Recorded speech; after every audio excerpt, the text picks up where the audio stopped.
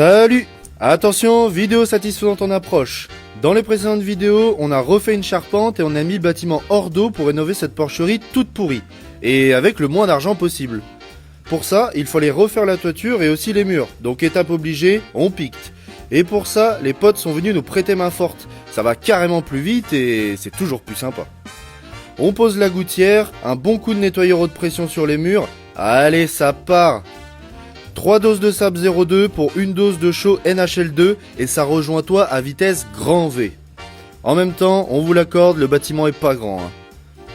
On est vraiment satisfait du résultat, on trouve que ça redonne au bâtiment son charme d'antan et les murs sont bien protégés pour les années à venir.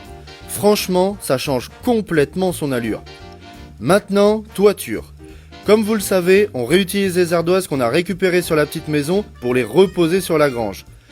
Ces ardoises angevines ont plus de 100 ans, donc on les trie, on les inspecte, puis c'est parti pour la pose au clou. Les plus épaisses en bas de toiture et les plus fines en haut. On claque un coup de cordex, tous les rangs avec un pureau de 9 cm et on ne s'arrête plus. En parallèle, on habille les chevrons de rive avec des ardoises et on fait l'espacement à l'œil pour donner un rendu authentique. Et la petite inspectrice des travaux finis est venue vérifier tout ça.